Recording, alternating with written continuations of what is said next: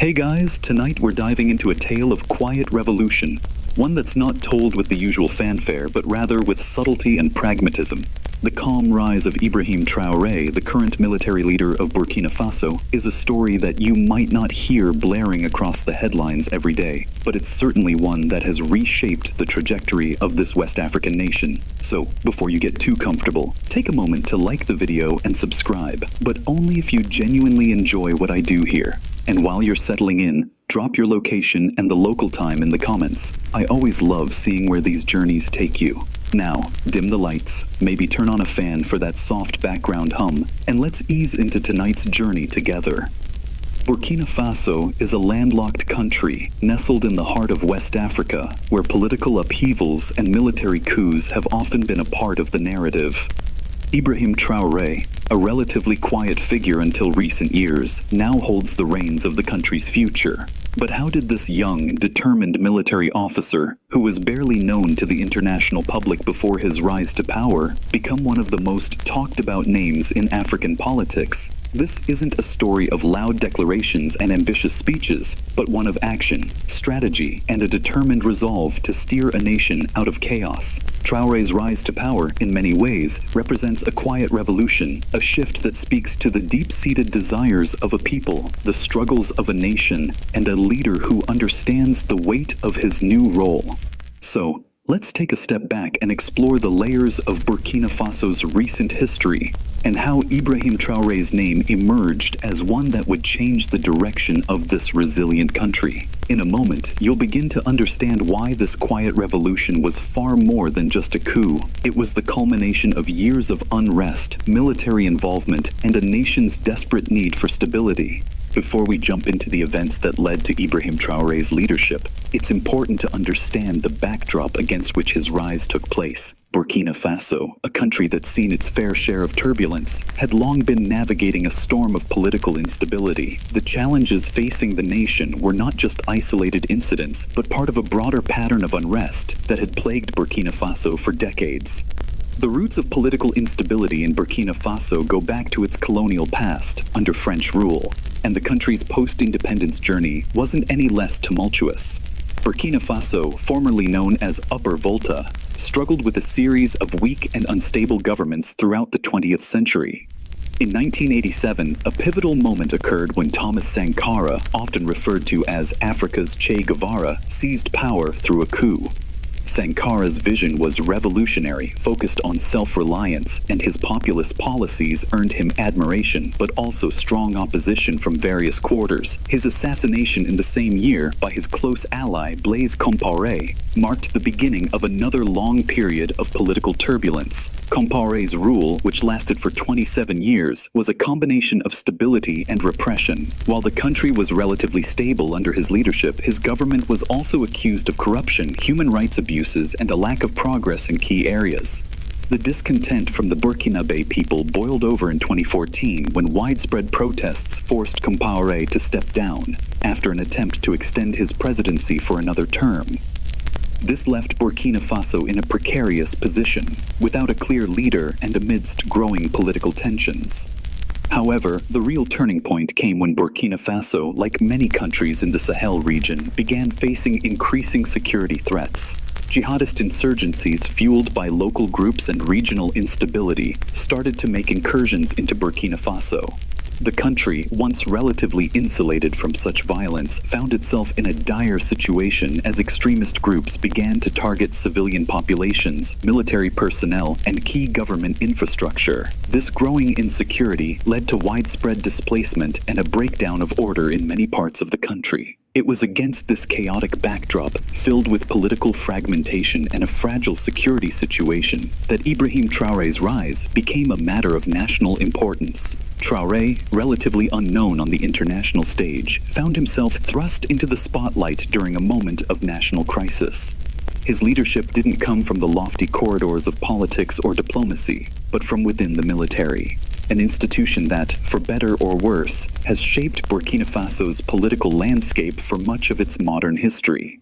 Historians still argue whether the repeated military coups in Burkina Faso are the result of an inherent instability within the political system, or if they reflect a deeper issue in how political power has historically been distributed.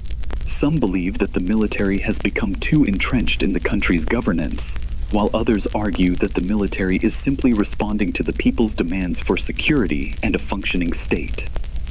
One thing is clear, however: when Burkina Faso's political leaders failed to deliver on these fronts, the military stepped in again and again. This constant state of flux, a cycle of change and disruption, created a volatile environment where change was necessary, but often came with violent and unpredictable consequences. The rise of Ibrahim Traoré in this context wasn't just a random event. It was the product of a deep need for stability, and the national mood was one of frustration, desperation, and hope that someone, anyone, would be able to guide Burkina Faso to safety. To understand the calm rise of Ibrahim Traoré, we need to take a closer look at his early years, both in life and within the military. As with many figures who eventually rise to prominence, Traoré's journey to power didn't happen overnight, and it certainly wasn't glamorous. Rather, his path was built on years of military service, gaining knowledge of both the inner workings of his nation and the challenges that lay ahead. Born in the early 1980s, Traoré came of age in a period marked by instability. His formative years were shaped by the aftershocks of Thomas Sankara's radical policies and the subsequent military-led coups that followed. As a young man, he entered the military, which, in Burkina Faso, often represented one of the few viable paths to upward mobility and influence. But unlike some of his peers, Traoré didn't immediately rise to prominence within the military hierarchy. Instead, he spent his early career quietly absorbing the lessons of discipline, leadership, and the complexities of military strategy. Much of Traoré's appeal as a leader comes from his military background and his understanding of the dire situation Burkina Faso faced, especially regarding the growing insurgencies in the country's northern regions. His career in the military wasn't one of flashy promotions or overt displays of ambition. Instead, he earned respect over time for his competence, resilience, and ability to remain composed in times of crisis. His reputation for being level-headed, especially in moments of high tension, proved to be a significant asset as political unrest in Burkina Faso began to escalate.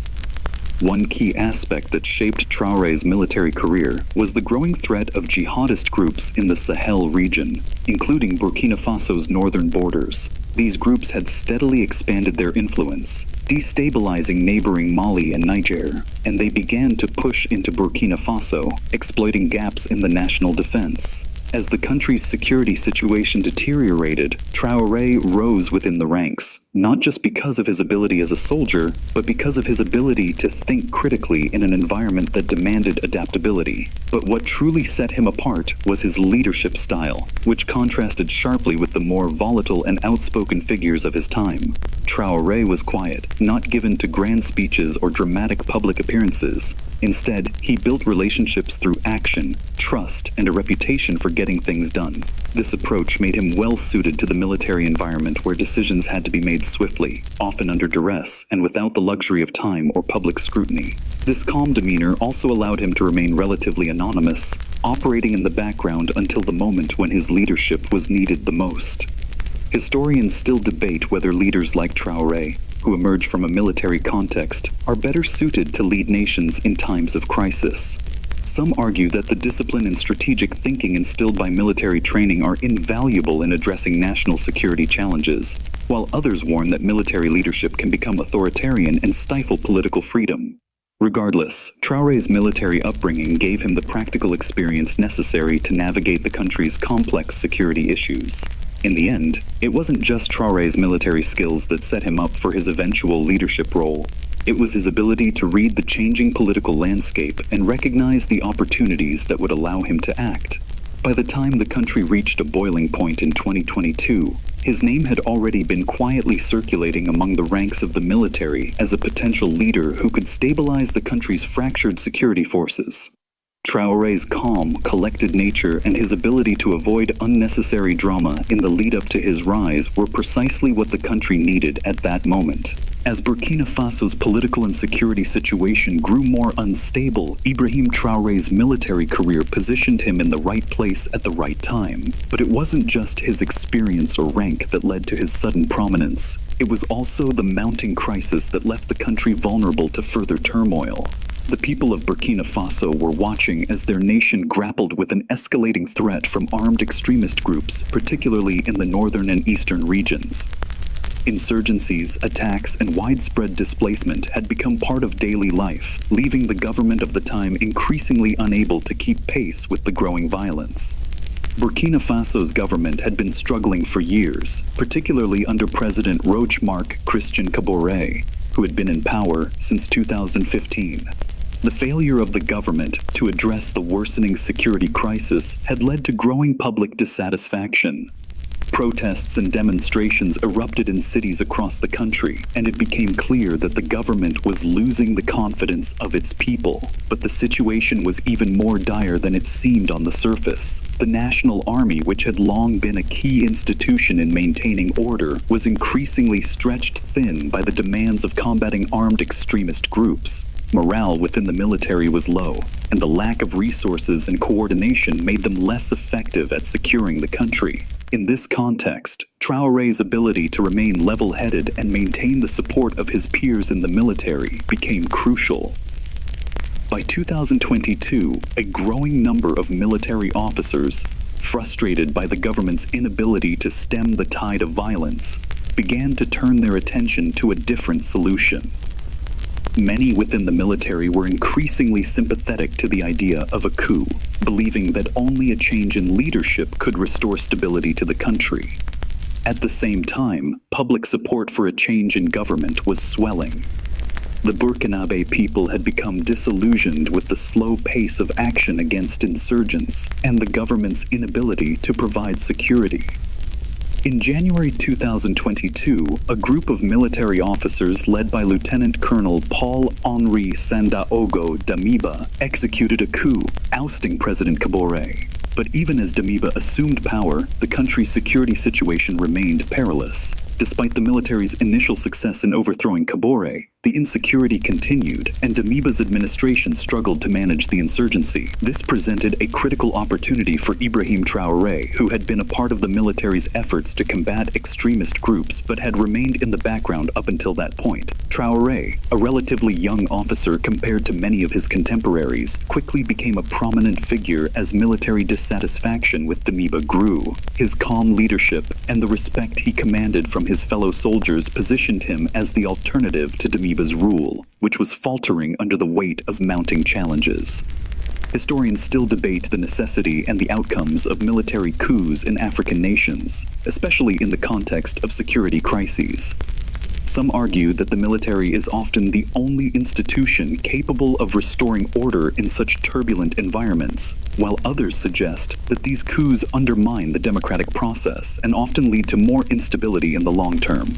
What's clear, however, is that in Burkina Faso, the military had become both the problem and the potential solution. Its involvement in politics had long been a feature of the country's history, and now it was stepping forward once more to take control of the government. It was in this volatile moment that Traoré emerged as the leader who could finally address the crisis that had gripped the country for years. Traoré's role in the coup that ousted Damiba in September 2022 cemented his position as the new leader of Burkina Faso. But unlike some of his predecessors who had relied on populist rhetoric or military might to rally support, Traoré's rise was marked by a quiet resolve and a promise of pragmatism over political spectacle. His focus, from the very beginning, was clear: stability first, and then national reconstruction. Burkina Faso's security was his immediate priority, and he wasted no time in reassessing the military's strategy in the fight against insurgent groups. Traoré's approach differed from those of previous military leaders in that he was not interested in making sweeping promises to the people or positioning himself as a grand savior of the nation.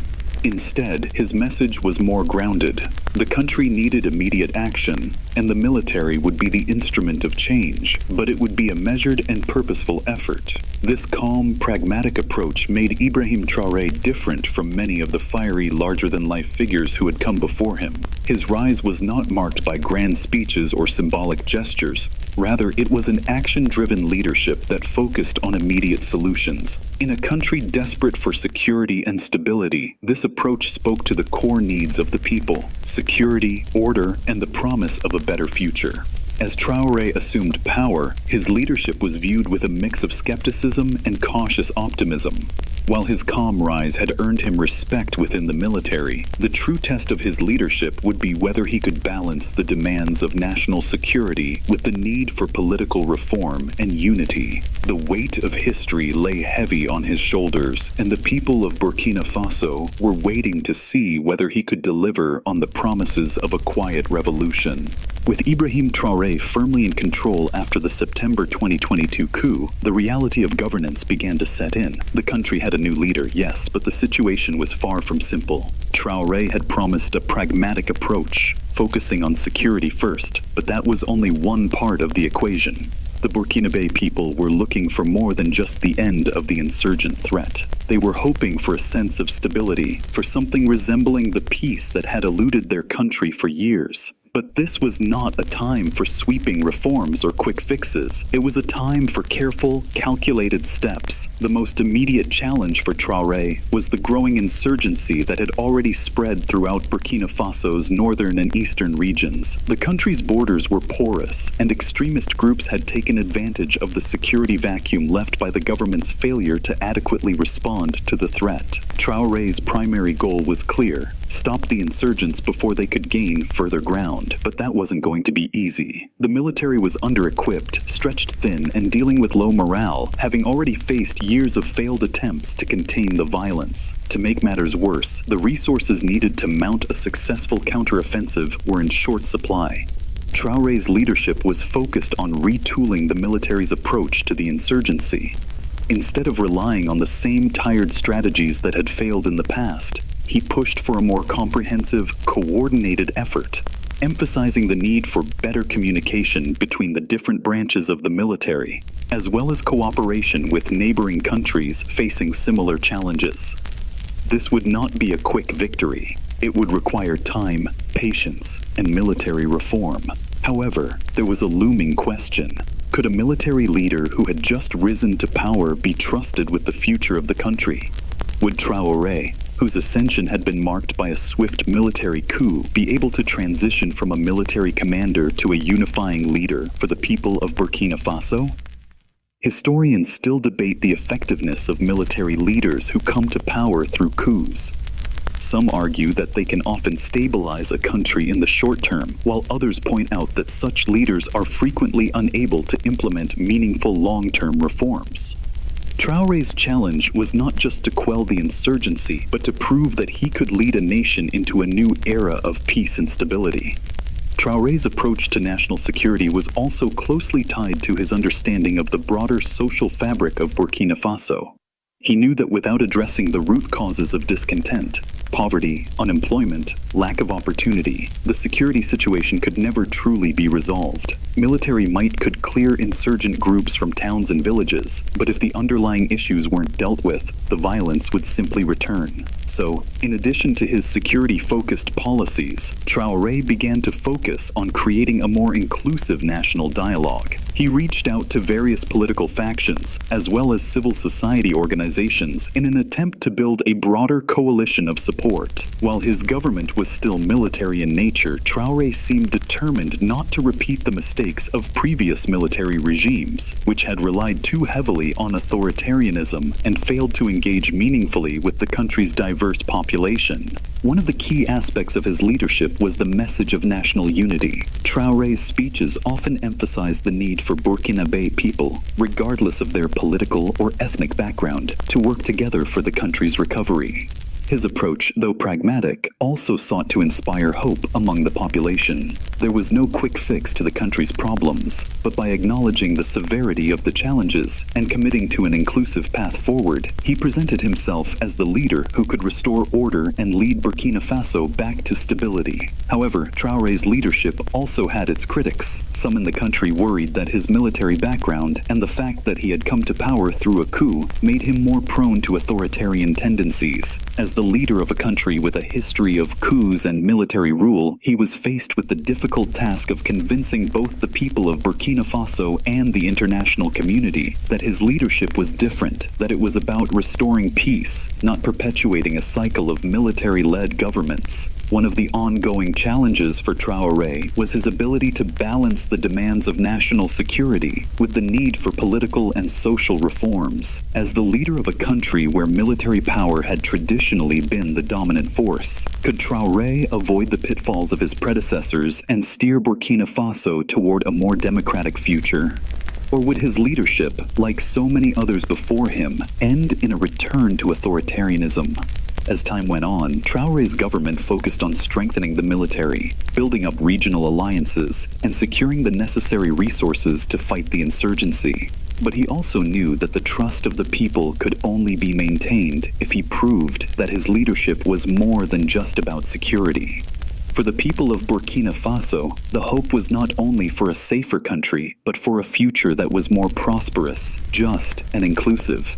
Traoré's leadership would continue to be defined by his actions on the ground, his ability to build consensus, and his commitment to restoring stability. But whether he would be remembered as the leader who turned the tide for Burkina Faso, or the one who got caught in the same cycles of military rule, remained to be seen. As Ibrahim Traoré's leadership continued to take shape, the critical issue of international reactions to his rise to power became impossible to ignore. When Traoré assumed control of Burkina Faso in 2022, the world's eyes turned to the country. Would his leadership be embraced or met with sanctions and isolation? Burkina Faso, like many African countries, had long navigated the complex dynamics of international politics, especially concerning its neighbors and global powers with vested interests in the region. The instability caused by Traoré's coup had the potential to ripple outwards, impacting not only Burkina Faso, but also the entire Sahel region. Initially, the international response was one of cautious observation. The African Union, AU, and the Economic Community of West African States, ECOWAS, both of which had previously condemned military takeovers across the continent, were quick to express their concerns over the coup. ECOWAS, in particular, had previously taken decisive action to impose sanctions and call for the restoration of constitutional order following similar coups in Mali and Guinea. So when Traoré's rise occurred, it wasn't surprising that ECOWAS initially issued a strong condemnation, demanding a return to civilian rule and the restoration of democratic processes. But Traoré's approach to leadership, though military in origin, was markedly different. Rather than the usual heavy-handed defiance of international bodies, Traoré opted for dialogue. He reached out to ECOWAS and other regional powers, signaling his willingness to cooperate while also asserting that Burkina Faso's sovereignty and security were paramount. Unlike many of his predecessors who had taken a more combative stance against international pressure, Traoré appeared to recognize the importance of regional cooperation. He even assured the international community that his goal wasn't to maintain military rule indefinitely, but to stabilize the country before transitioning to a civilian government, a stance that set him apart from the typical profile of a military leader following a coup. However, as the months passed, Traoré's intentions became clearer. His primary focus was on securing the country from external and internal threats, and he saw himself as a necessary force to ensure the survival of Burkina Faso. With jihadist insurgents ravaging the northern and eastern regions, Traoré's government could not afford the luxury of political infighting or slow progress. He had to make tough decisions, some of which would not sit well with the international community. The complex political landscape of Burkina Faso, where the military had historically played a crucial role, meant that a civilian transition, while desirable, was not a simple solution. International powers like France, the United States, and other Western nations found themselves in a tricky position. Burkina Faso had long been a partner in the fight against terrorism, and its military was often supported by external funding, training, and intelligence. But the coup threatened to unravel years of cooperation. France, in particular, was caught between supporting a stable Burkina Faso and condemning the undemocratic nature of the coup. Traoré, however, didn't seem to fear the backlash from Western powers. His administration sought to strengthen relations with other regional partners, including Russia, in an attempt to diversify Burkina Faso's alliances. This shift was indicative of his broader strategy to distance the country from former colonial powers and forge a new path, one that was centered on national security rather than international approval. As the months progressed, Traoré's government grew more assertive, but it also had to balance its internal security needs with its relationship with the international community. Western nations, while condemning the coup, still recognized that Burkina Faso's immediate needs were far more urgent than its political structure. In particular, the fight against jihadist insurgencies became a common ground for many international partners. Some countries began to offer logistical and humanitarian support, while others remained hesitant, unwilling to engage directly with the military regime.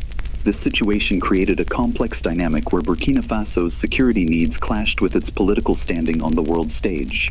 Traoré, keenly aware of his nation's struggles, focused his efforts on navigating these international waters, finding a balance between upholding his country's sovereignty and securing the resources necessary to stabilize the nation.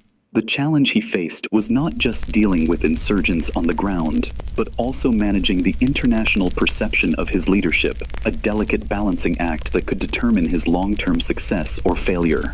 In a world where coups often lead to isolation, Traoré's ability to maintain an open line of communication with key international bodies and neighboring countries set him apart from other military leaders. His ability to pivot from a confrontational stance to a diplomatic one allowed him to buy time to focus on his military strategy. This pragmatism was precisely what Burkina Faso needed, at least for the time being. Still, the international community remained watchful, unsure whether Traoré's promises would ultimately result in lasting peace, or whether his rise would serve as yet another example of military rule in Africa that would eventually give way to further instability.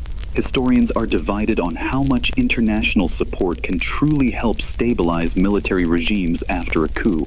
Some argue that international diplomacy can be a crucial lifeline, giving the regime the political cover it needs to implement reforms. Others suggest that international support legitimizes authoritarian regimes, potentially prolonging military rule rather than promoting democratic transitions. What remains clear is that Burkina Faso, under Traoré, would have to prove itself to the world, not just through military successes, but through an ability to transition toward peace without abandoning its national sovereignty.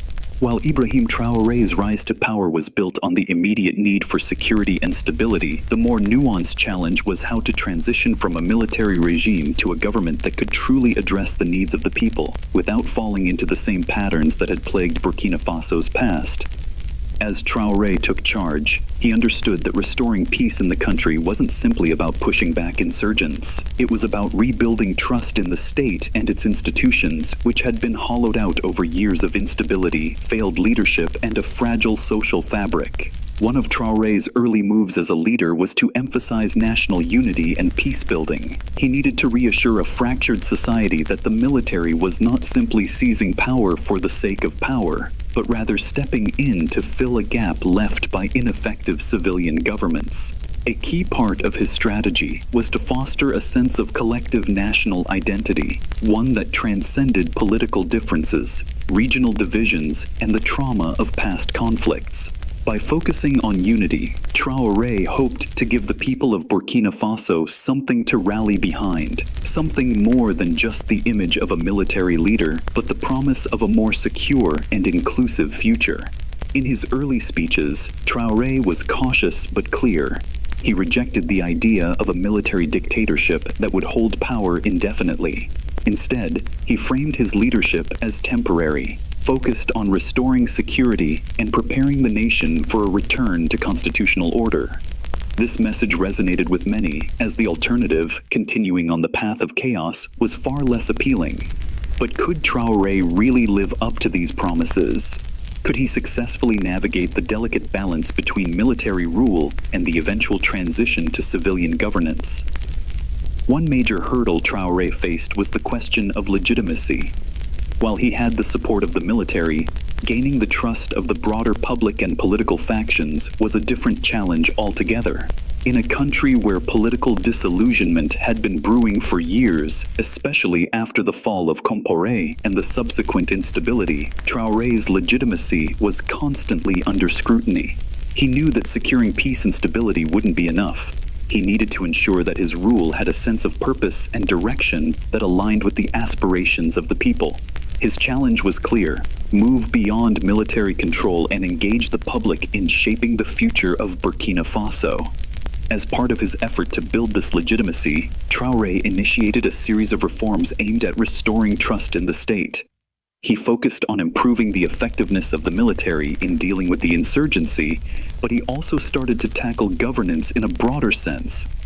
He made efforts to streamline the government, appointing officials who were seen as capable and reliable, and attempting to create a government that was both effective and responsive to the needs of its citizens.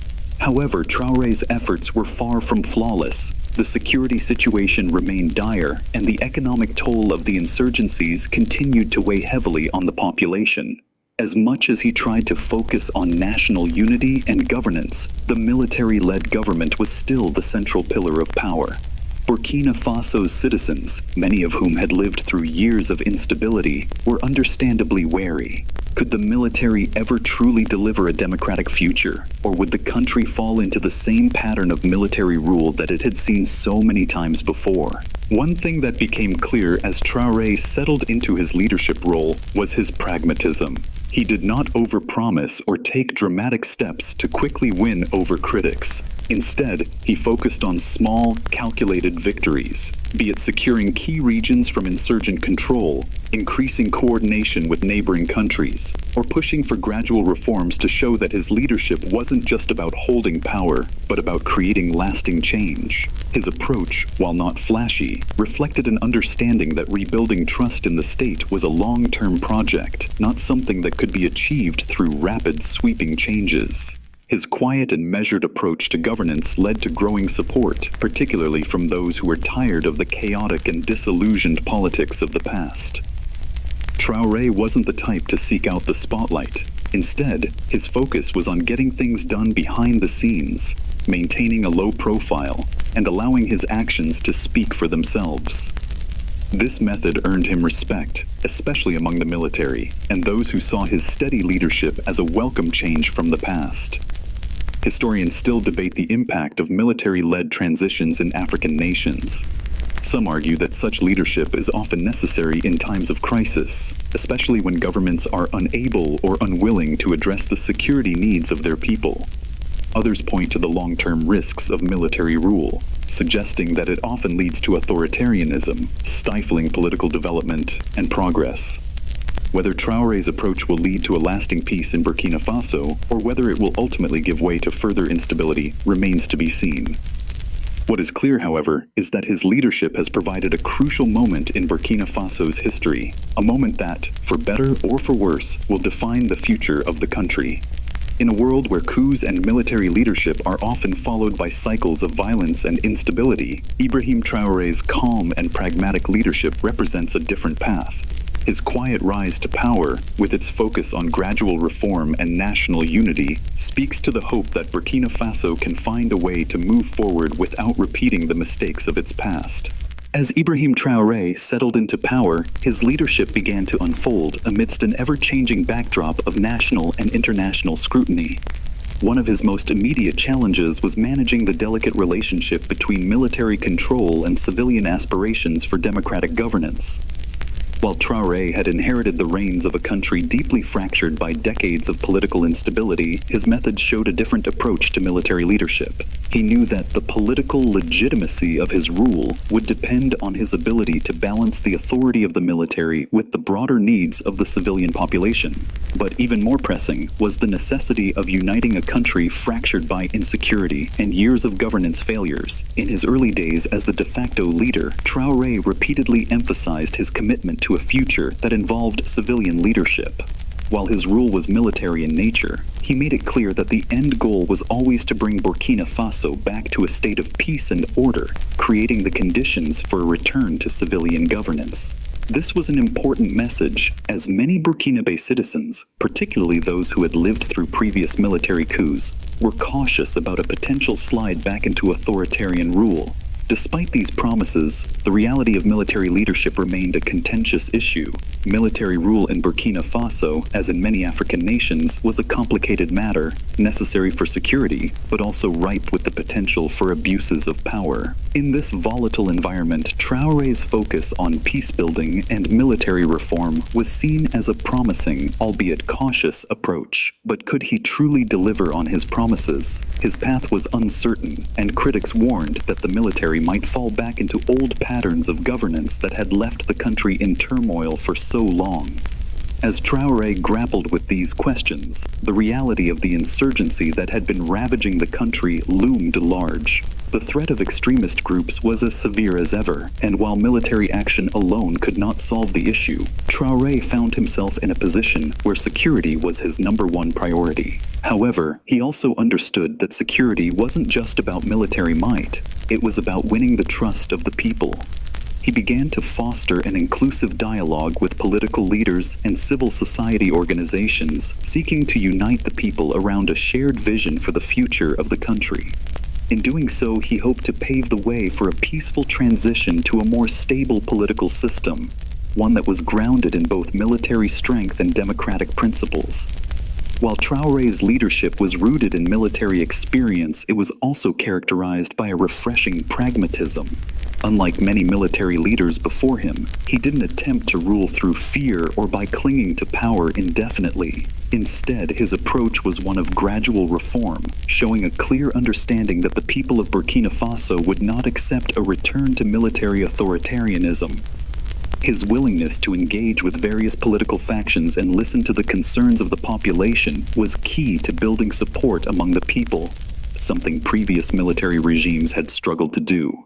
But as with any leader, his efforts were not without opposition. A significant portion of the Burkinabe population remained skeptical of military rule, even if they acknowledged the need for security. The scars of previous military takeovers, as well as the growing frustration over the ongoing insurgencies, left many with doubts about whether a military leader could deliver on promises of peace and democracy. Some feared that Traoré's promises would remain just that, empty rhetoric. Others feared that, in his pursuit of stability, he would tighten his grip on power and delay the return to civilian rule for far too long. Traoré's response to these concerns was simple yet effective: action. He began implementing immediate reforms to stabilize the country, such as securing key territories from insurgents and investing in security infrastructure. He also emphasized that his leadership was a stepping stone, a necessary phase in the country's transition to a more stable political system. The promise of a return to democratic rule remained, but Traoré's focus remained on addressing the immediate crisis in a pragmatic and measured manner. This approach garnered him support from those who had grown disillusioned with the previous regime's inability to respond effectively to the country's security needs. On the international stage, Traoré's leadership was viewed with cautious optimism. While many international actors had initially condemned the coup, there was a growing recognition that the military could not simply walk away from its responsibility to restore order. With the increasing spread of violent extremist groups across the Sahel region, the international community recognized that Burkina Faso was critical to regional stability. Traoré's ability to navigate this global landscape, forging new alliances and strengthening existing ones, helped ensure that the country wasn't isolated despite the coup. His government began receiving aid, particularly from neighboring countries and regional powers, that allowed for increased security efforts, humanitarian support, and regional cooperation in tackling shared challenges. Nevertheless, the long-term challenge for Traoré was clear. How could he ensure lasting peace and democracy in a country where military leadership had been the norm for decades? As the country moved forward under his rule, the question of whether military leadership could ever coexist with civilian governance remained a pivotal issue. While Traoré's actions showed a focus on stability, it would be up to him and his government to deliver on the promise of democratic reform in the years to come. Historians and political analysts will likely continue to debate the role of military leadership in nations like Burkina Faso. Can the military act as a stabilizing force, or does its involvement in politics ultimately undermine the democratic process? While the trajectory of Traoré's leadership remains uncertain, his rise to power marks an important chapter in Burkina Faso's history, a quiet revolution that could, if managed carefully, bring the country out of the chaos that has defined much of its recent past. As Ibrahim Traoré continued to carve out his path as Burkina Faso's leader, one of the central themes of his leadership began to emerge: a relentless focus on the country's security. The ongoing jihadist insurgencies were not only destabilizing the country, but had also sparked a sense of national emergency that Traoré seemed determined to address head-on. This wasn't just a matter of military campaigns and tactical victories. It was about reshaping the entire national approach to security, and doing so in a way that resonated with the hopes and needs of the Burkinabe people. For years, Burkina Faso had struggled with a series of violent attacks by groups such as the Islamic State in the Greater Sahara, ISGS, and Al-Qaeda affiliates. These groups were not just attacking the military and government targets, they were hitting civilians, villages, and local infrastructure, leaving a trail of destruction in their wake. The central government had failed to respond with the urgency and effectiveness required, and as a result, local populations had been left vulnerable and disenfranchised. With the rise of Traoré, however, there was a glimmer of hope that someone with military experience would take decisive action. One of Traoré's first steps was to overhaul the military's strategies and tactics in fighting these insurgencies. He knew that the traditional military approach, focused on conventional warfare and large-scale confrontations, wasn't working in the face of the guerrilla tactics used by insurgents. Instead, he pushed for a more decentralized, flexible approach, one that could adapt quickly to the hit-and-run style of warfare the insurgents were employing. His leadership focused on the idea of total defense, bringing together military, civilian, and community efforts to reclaim and secure territories. In a move that was both pragmatic and strategic, Traoré also sought to improve relations between the military and local communities. Often, the insurgents had found fertile ground for recruitment by exploiting local grievances, discontent with the government's failure to provide security and essential services. Traoré's government began to emphasize the importance of winning the hearts and minds of the people, understanding that military victories alone would not suffice in the long term. In areas where insurgents had gained control, the Burkinabe military worked to provide humanitarian aid and establish basic services to gain the trust of the population. While this approach wasn't without its challenges, it demonstrated Traoré's recognition that the military needed not only to fight, but also to build relationships with the very communities they were tasked with protecting. Meanwhile, Traoré worked tirelessly to bolster regional cooperation against the insurgencies. The Sahel region, with its porous borders and complex political realities, had become a battleground for multiple factions vying for power. Traoré understood that no single nation could fight these insurgents alone. He strengthened alliances with neighboring countries like Mali and Niger, whose own struggles against terrorism mirrored Burkina Faso's. Traoré's leadership became a critical piece of the broader regional effort to curb the spread of extremist groups across the Sahel. Despite these efforts, however, Traoré's government faced the harsh reality of limited resources. The insurgencies were vast, and Burkina Faso's military was severely under-equipped, lacking the high-tech capabilities of some of its Western partners. Traoré, ever pragmatic, sought to make do with what he had.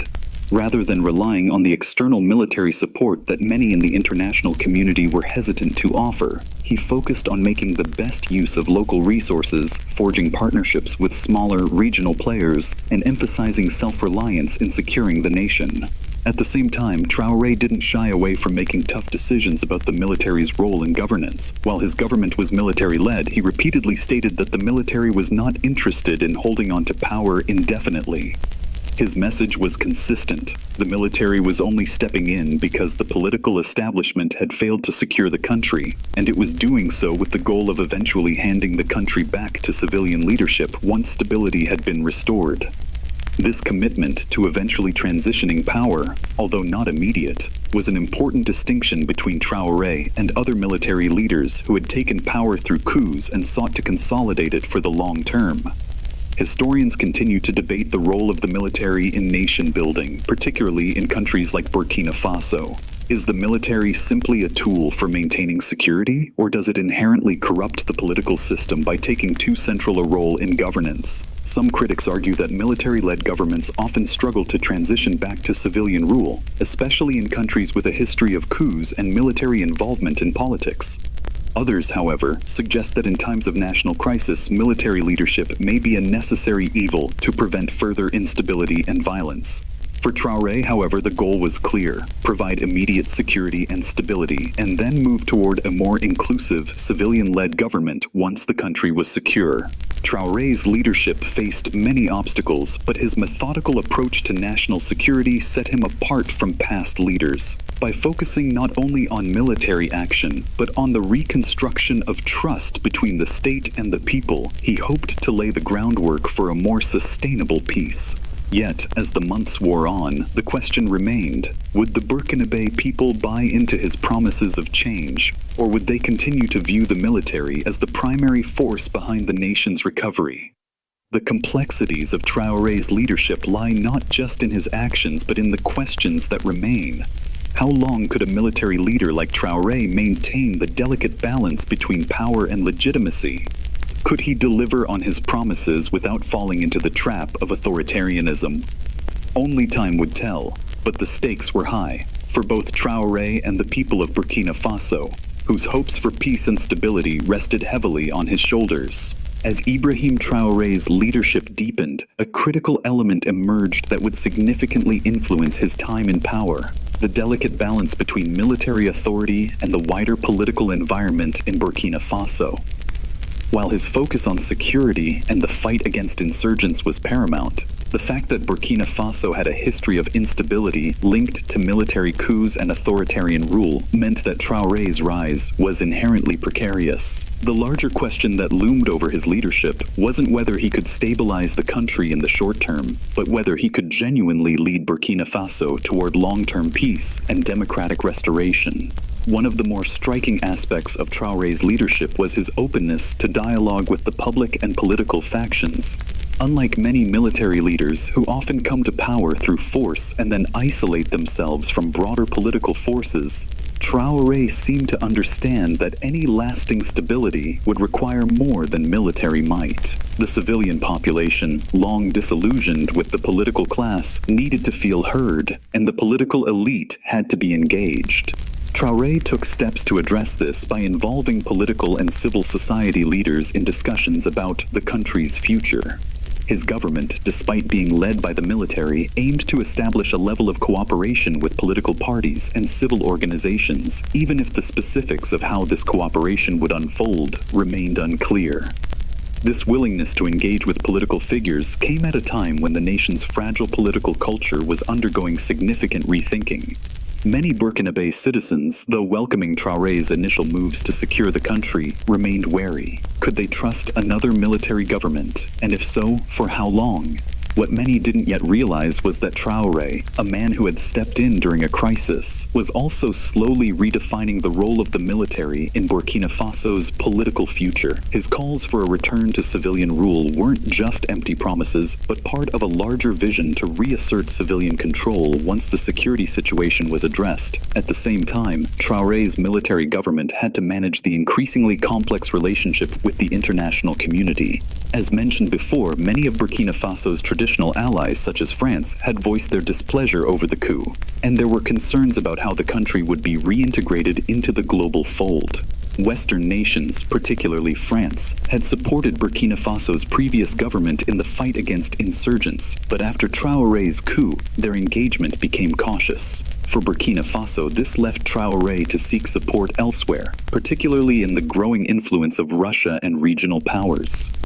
Russia's involvement in African security affairs had grown, especially through initiatives like the Wagner Group, a private military contractor that had become notorious for its presence in several African countries.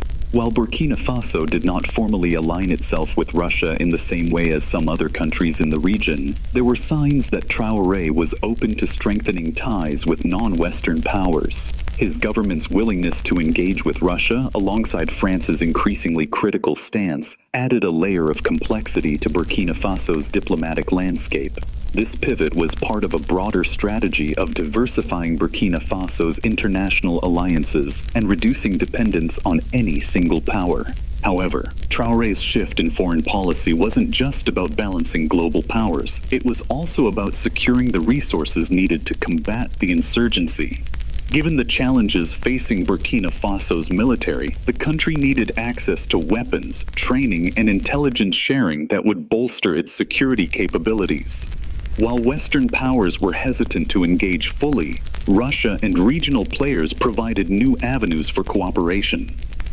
The balancing act Traoré performed, engaging with Russia while still trying to maintain some level of diplomatic engagement with France, was both politically shrewd and fraught with potential risks.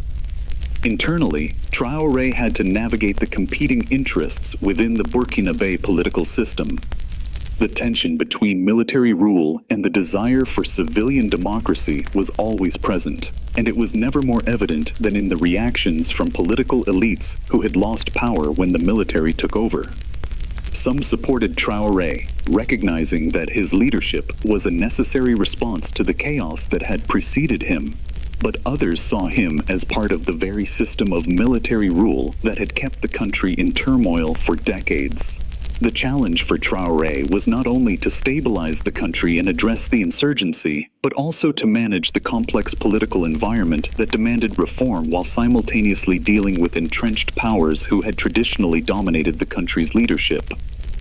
To navigate these political waters, Traoré needed to work with existing political parties and civic groups that had been marginalized or sidelined during previous military governments. His government faced a delicate task: how to bring those political factions back into the fold without surrendering military authority prematurely. His vision seemed to be one of gradual reform, but it was unclear how far he was willing to go in meeting the demands of the political class. The expectation that Traoré would eventually hand over power to a civilian government was a reasonable one, but the timeline for this transition was yet to be defined, and the process itself would require careful negotiation and, perhaps most critically, trust building.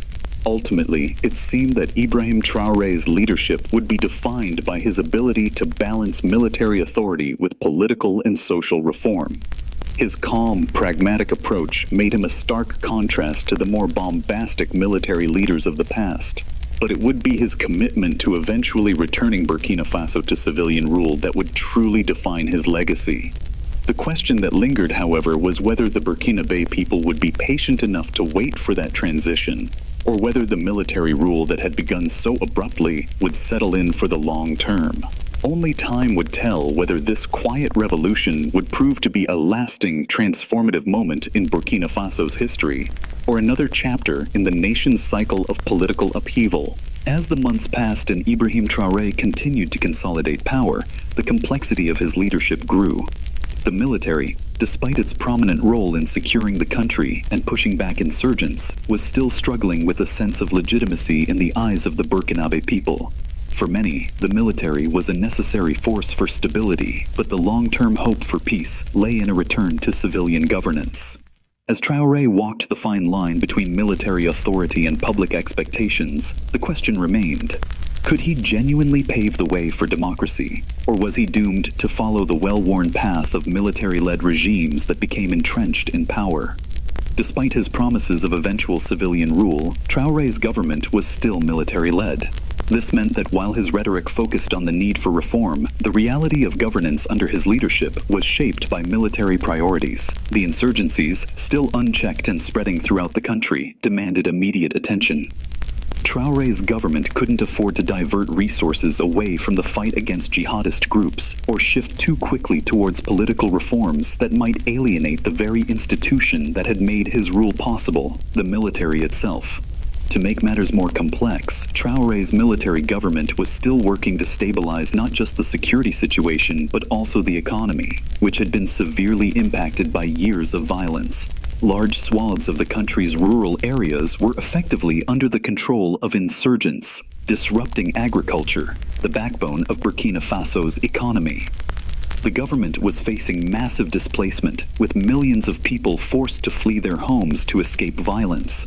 The internal displacement crisis created a strain on the country's limited resources, and while Traoré sought international aid to address the humanitarian needs, Burkina Faso's economy remained in a fragile state. The country's economic issues were compounded by its international isolation, at least initially. When Traoré took power, Burkina Faso's diplomatic ties with France and other Western powers were significantly strained. The relationship with France in particular had deteriorated in the wake of the coup. France had long been a partner in Burkina Faso's fight against extremism, but after Traoré's ascension, Paris was hesitant to offer support. France, still reeling from previous experiences in the region, adopted a cautious stance toward the new leadership, condemning the coup and insisting that democracy should be restored. However, over time, Traoré began to broaden his international alliances. In the absence of support from Western countries, he turned to regional partners, particularly those in the Sahel region, such as Mali and Niger. Burkina Faso's geographical location in the heart of the Sahel made it a key player in regional security dynamics, and Traoré was quick to recognize that cooperation with other Sahelian states was critical to addressing the broader issues of jihadist violence. These alliances helped bolster Burkina Faso's military efforts, but they also deepened the country's involvement in regional geopolitics. In this complex web of diplomacy, Traoré's leadership had to maintain a careful balance of aligning with countries like Mali, which had also undergone a military-led transition, while keeping lines of communication open with more traditional partners in the West. Despite the shifting alliances, Traoré's government faced an uphill battle in securing external support for his policies. International financial institutions such as the World Bank and the International Monetary Fund, IMF, remained wary of the political instability in Burkina Faso. While these organizations continued to provide humanitarian aid and basic assistance, they were hesitant to offer loans or financial support for broader economic development projects under a military regime. This left Burkina Faso with limited resources to address the economic challenges it faced and further reinforced the need for Traoré's government to secure military victories that would allow for the restoration of order and stability. Meanwhile, back home, the people of Burkina Faso were living in a fragile reality. While many expressed hope that the military government would restore order and eliminate the insurgent threat, others were growing increasingly weary. The promise of military leadership providing stability was quickly being tested by the harsh realities of prolonged conflict. The Burkinabe population, especially those living in the most affected regions, were feeling the pressure of the insurgencies and the military's ongoing struggle to maintain control. Traoré, despite his pragmatism and efforts to prioritize security, faced mounting criticism from those who had hoped for a quicker resolution to the crisis. The most vulnerable populations, particularly those displaced by violence, found themselves caught between the insurgents and the military. This created a volatile situation where the military's presence was both a necessary force for protection, but also a constant reminder of the fragile nature of life under a military regime. Many Burkinabe were caught in the middle of the struggle, looking for a solution that was not only military in nature, but also political and social.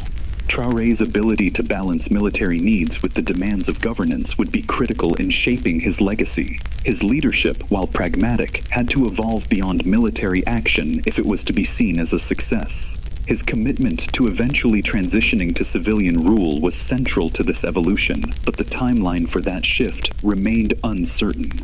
The struggle for stability was ongoing, and while the insurgents were being pushed back, the challenges were far from over. Would Traoré's eventual return to civilian rule be a smooth process, or would the deep-seated challenges of military control make that transition difficult? The question of whether Traoré could successfully navigate the dual challenges of military rule and democratic transition remained unanswered. While his calm rise to power and strategic focus on national security made him a leader of action, It would take time and continued effort to prove that Burkina Faso's future could be defined by peace, not perpetual conflict. Historians still debate whether military leadership can provide lasting stability in countries facing internal crises. Some point to countries where military regimes have failed to transition to democracy, while others see such leadership as a necessary evil in times of national emergency. Whatever the outcome, Burkina Faso's future, much like Traoré's leadership, remains uncertain, but the stakes for his success are high, and the hope for lasting peace continues to drive the country's aspirations.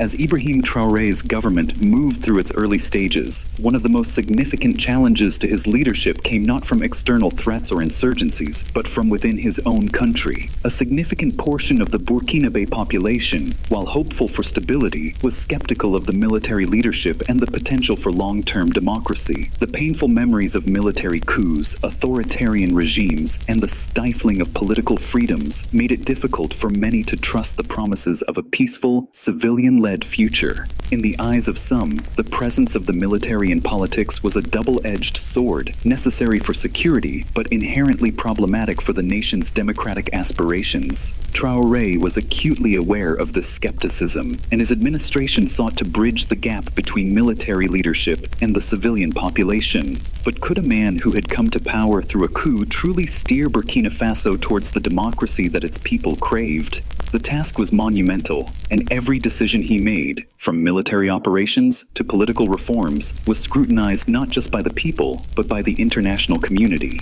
It was clear that his leadership would be defined by his ability to balance military control with the pursuit of civilian governance. Early on, Traoré made some subtle moves to signal his openness to a broader, more inclusive political process. He invited various political parties, civil society groups, and former political leaders to participate in national dialogues aimed at shaping the country's future. These dialogues were intended to allow different voices to be heard, particularly those who had been sidelined during previous military regimes. In theory, this process was meant to pave the way for a return to constitutional order, with the eventual aim of holding free and fair elections. But despite these gestures of goodwill, the road to a more democratic Burkina Faso was fraught with obstacles. The history of military-led governments in the country meant that many were hesitant to trust that Traoré would follow through on his promises. His promises of a civilian government were seen by some as necessary, but his military background left others skeptical that he would relinquish power willingly. Furthermore, the political factions that had previously controlled the country had their own interests, and not all of them were on board with the idea of a military leader dictating the future of the nation, even if the country's security was at stake. As the months wore on, Traoré's government faced increasing pressure to address both the growing insurgency and the call for political reforms. His military background was undoubtedly a strength in managing security, but it became clear that managing the country's political future required a different set of skills. Could a leader who had risen through the military ranks be the one to bring about the transition to civilian rule? Or would the military, under his leadership, become another entrenched institution that would delay Burkina Faso's return to democracy? In dealing with these questions, Traoré worked to solidify his power within the military, ensuring that his supporters remained firmly in place. However, he also faced internal challenges from within the military itself. While some officers were loyal to his leadership, others began to question his ability to lead the country beyond its current state of emergency. These internal divisions in the military highlighted the precariousness of Traoré's position. Military leadership might have been necessary to fight the insurgents, but it was not an easy task to transition from a military-led government to a more inclusive, civilian-dominated political system. As Burkina Faso's leader, Traoré had to manage these internal divisions while keeping his focus on the country's long-term stability. His approach to national security, while methodical and practical, was also increasingly linked to a larger question of how Burkina Faso could rebuild its governance structure. In the aftermath of the coup, there was a pressing need for reform, military reform, governmental reform, and social reforms to address the roots of the violence. However, the military could not solve all of these problems alone. Traoré's focus on dialogue and reconciliation, both within the military and between different political factions, was a necessary step toward resolving the political impasse, but it remained unclear whether his pragmatic style of leadership would be enough to convince the Burkinabe people that the country could eventually return to democratic rule.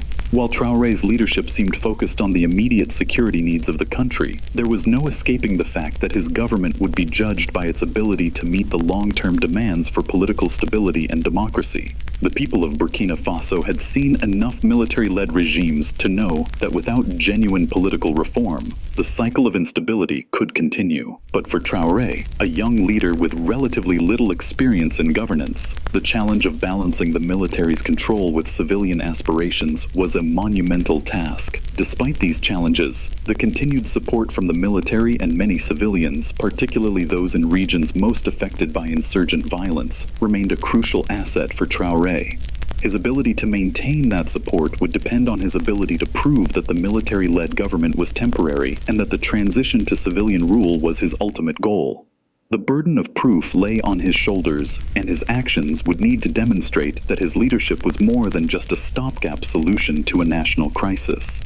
The question of whether Burkina Faso could truly move past military rule to a more democratic future was not just a political issue, it was a question of identity. The Burkinabe people had witnessed numerous cycles of military coups and authoritarian regimes, and the desire for democratic governance was deep. Would Traoré's leadership be able to break that cycle, or would the shadow of military control continue to loom over the country's future? For now, the answer remained uncertain. Traoré's calm and pragmatic approach offered a glimmer of hope, but it was still too early to determine whether his leadership would pave the way for lasting change or become just another chapter in Burkina Faso's turbulent political history. As Burkina Faso continued to move forward under Ibrahim Traoré's leadership, one question increasingly dominated the national conversation. What kind of future could the country have under military rule, and how long could it last? The promise of peace and stability which Traoré had made when he assumed power was still very much on the line. Although his military approach had brought a sense of security to the country's borders and quelled some of the internal insurgencies, the challenges facing Burkina Faso were far more complex than just military victories. One of the most pressing issues was the future of Burkina Faso's democracy, or the lack thereof. While Traoré's pragmatic and calculated approach to leadership had earned him respect, the underlying fear that his rule would become another military dictatorship was never far from the surface. The Burkinabe people had experienced cycles of coups and military dominance throughout their history, and there was growing concern that the military, once in power, might find it difficult to relinquish control. Traoré's leadership, unlike many other military leaders, had maintained a certain degree of transparency. His repeated assurances of eventual democratic transition were a crucial part of his appeal. He had promised that the military government was only temporary, and that once the security situation was stabilized, civilian rule would be restored. But this promise of transition to democracy was met with cautious optimism. The citizens of Burkina Faso, having witnessed how previous leaders clung to power despite similar pledges, were wary of Traoré's intentions. Would he genuinely follow through on his promises, or would he tighten his grip on power, just as other military leaders had done before him? To answer this question, it was clear that the military would need to navigate some deep institutional challenges. The military, historically a significant force in the politics of Burkina Faso, had to shift its mindset from a focus on power consolidation to that of a stabilizing, supporting role in the political landscape. It wasn't enough for Traoré to simply promise democracy, he had to prove it through action. One step Traoré began to take was to ensure that the military's power was not so entrenched in the political process that it would be hard to reverse. This meant that the military had to make careful choices about how it interacted with the civilian government, offering support without overshadowing it.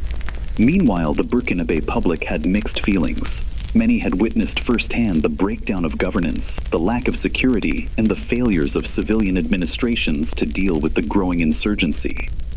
There was widespread relief that Traoré's leadership had halted the downward spiral of violence. In some parts of the country, people were grateful that he had brought a sense of order back to their lives. But for others, particularly those who had long been advocating for democratic reforms, the presence of the military at the helm of the country remained a problem.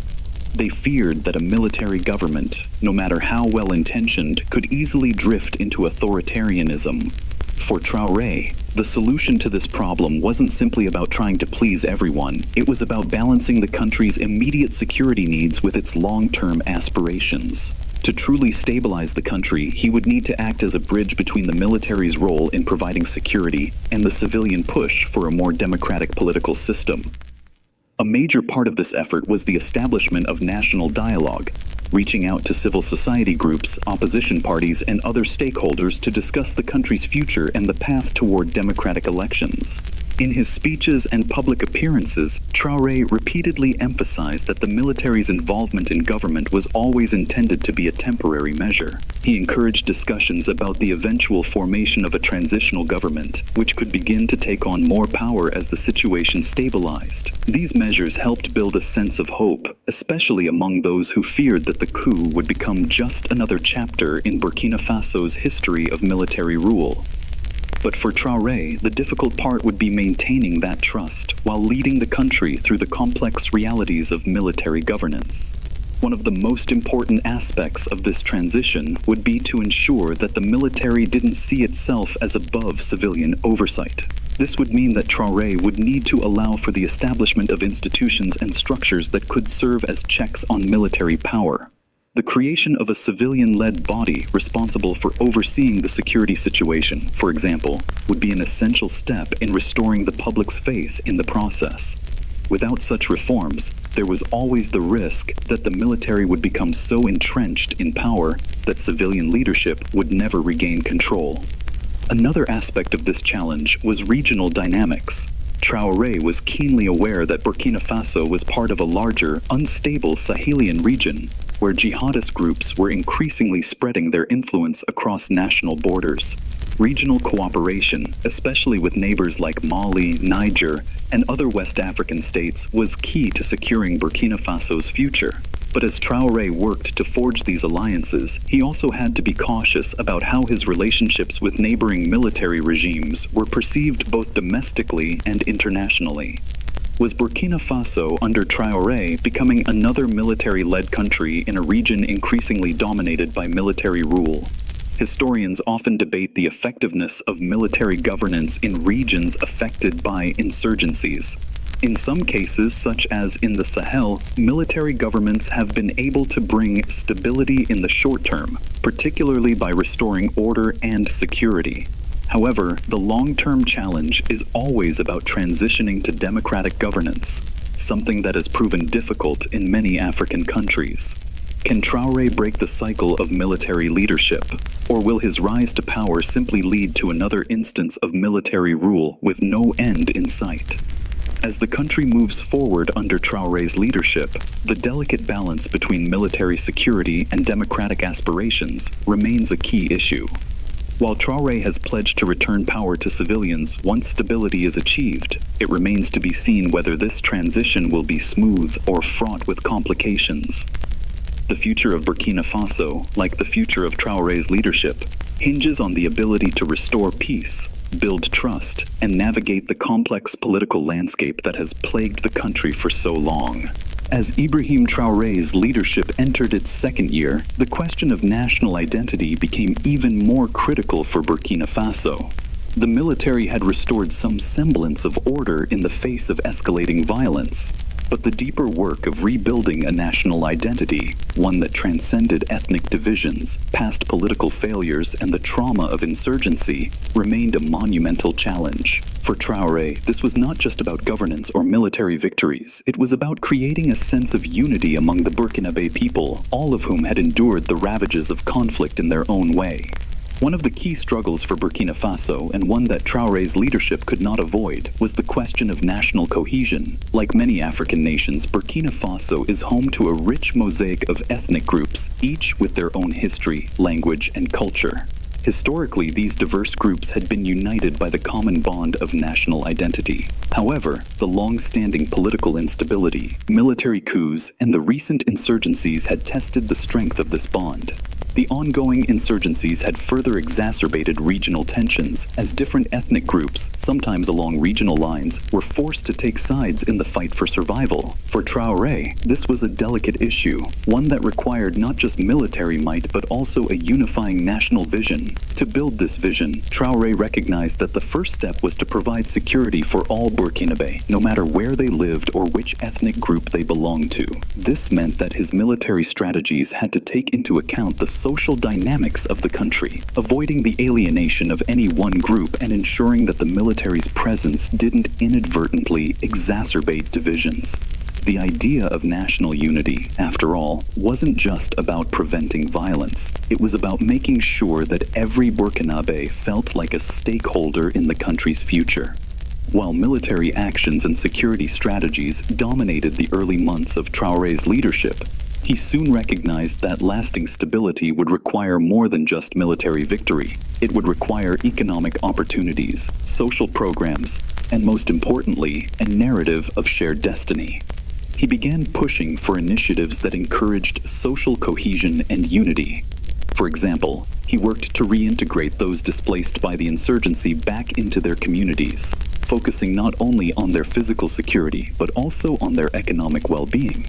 Traoré's government started rebuilding infrastructure in areas that had been decimated by violence, working to show the population that the government cared for all regions of Burkina Faso equally. These measures were small but significant attempts to restore faith in the government. However, despite his efforts, challenges remained. Insurgent groups were still active, and the economic recovery from years of conflict was slow. The scars of violence were visible, particularly in the northern and eastern regions of the country, where entire communities had been displaced. Traoré knew that to build a more unified country, he would need to create economic opportunities that reached all corners of Burkina Faso, not just the capital, Ouagadougou, or the larger cities, but also the rural and conflict-affected areas.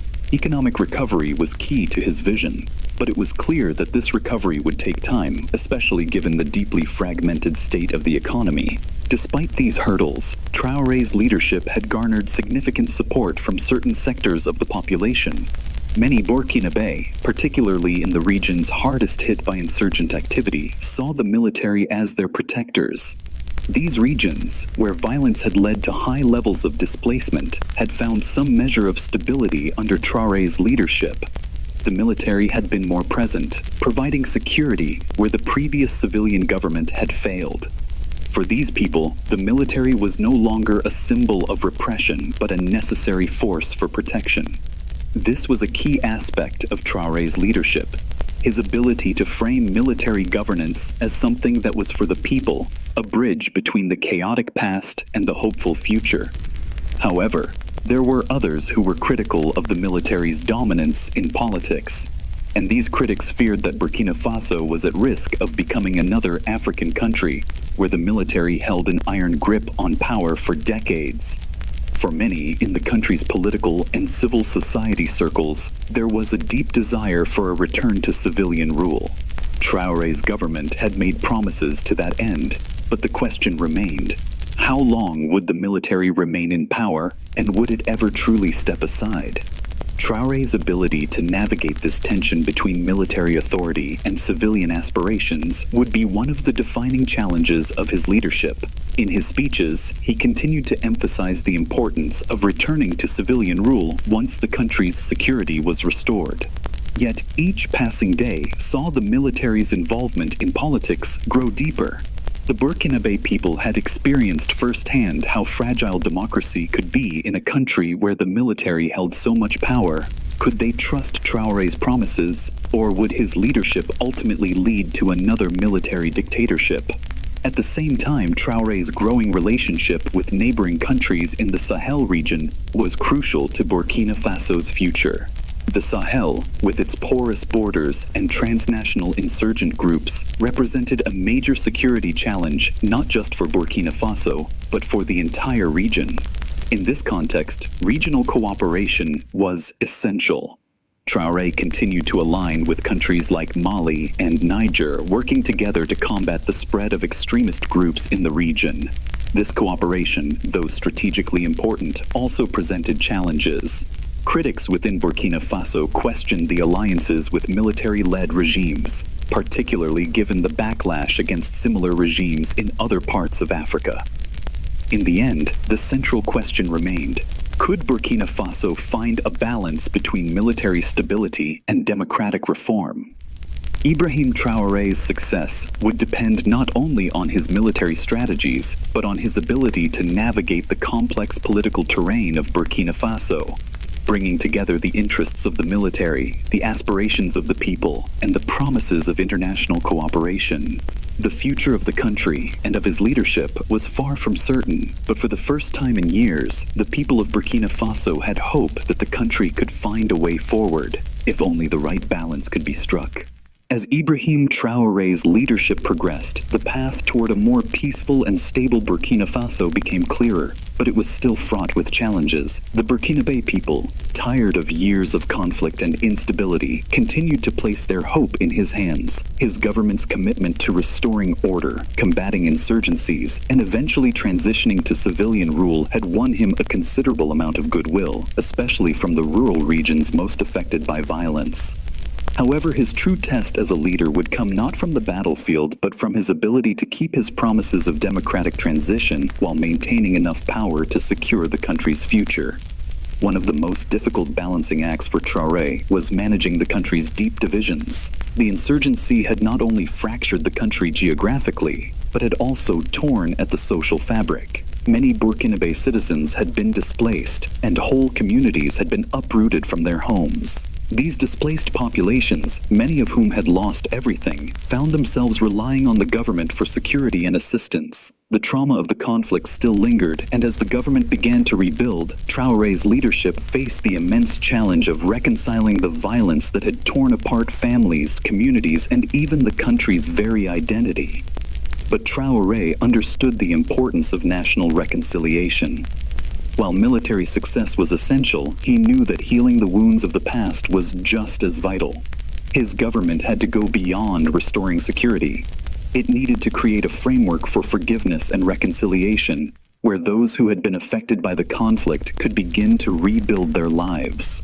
This required not just military action, but also economic, social, and political strategies that would bring people together.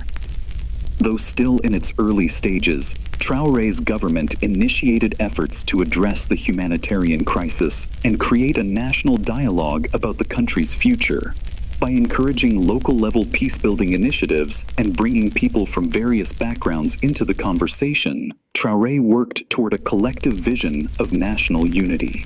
The international community continued to watch his leadership closely. Many foreign governments, particularly those in the West, had remained cautious in their dealings with Traoré's military-led government. While they had acknowledged his ability to bring some stability to the country, they were still concerned about the long-term implications of a military-run regime. Despite these reservations, Traoré's pragmatic approach to diplomacy and regional cooperation helped him navigate these complex relationships. He maintained open lines of communication with key international partners, balancing support for Burkina Faso's security needs with the imperative of restoring democratic processes. At home, however, the Burkinabe people's patience remained limited. The insurgency was still an ongoing threat, and economic recovery was slow. While Traoré's government had focused on immediate security measures, the economic revitalization of Burkina Faso was also essential for long-term peace. Without a strong economy, the country could not hope to rebuild its infrastructure, provide for its citizens, or establish the kind of democratic governance that could sustain peace. Traoré understood that restoring the economy meant dealing with the root causes of the insurgency: poverty, unemployment, and a lack of access to basic services. As his government moved forward, the challenge was to not only fight the insurgents, but also rebuild the country from within, giving its citizens the resources and opportunities they needed to thrive. By 2023, there was still no definitive timeline for the return to civilian rule, and the military's continued involvement in governance remained a point of contention. For some, the military was the only force capable of maintaining order in such a fragile state, but for others, there was a growing sense that the time for military rule was running out. The people of Burkina Faso had longed for democracy, and while Traoré's leadership had brought them much-needed stability, it was clear that the next chapter would need to involve political reforms that allowed for true civilian rule. Could Traoré deliver on his promises of democratization? Would he remain true to his word and eventually hand over power to a civilian government? These questions loomed large as the future of Burkina Faso remained uncertain. The military might have stabilized the country in the short term, but for the long-term success of his leadership, Traoré would need to transition to a new phase, a phase in which the military's role was diminished and the democratic aspirations of the people were fully realized. As time passed, it became evident that Traoré's leadership was not simply about maintaining the status quo. It was about guiding Burkina Faso through a turbulent period of transformation, where security, governance, and national identity had to be rebuilt from the ground up. The quiet revolution that had begun with his rise to power would only be complete once the nation had not only defeated the insurgencies but also restored the democratic principles that were at the heart of the country's founding. Ultimately, the legacy of Ibrahim Traoré would depend on whether he could maintain the fragile peace that had been achieved and whether he could oversee a transition to civilian rule that would ensure the stability of Burkina Faso for generations to come. While the road ahead remained long and uncertain, Traoré's leadership had set the foundation for a new chapter in Burkina Faso's history, one where the country's future would be shaped by the hopes and aspirations of its people, and not the scars of its past.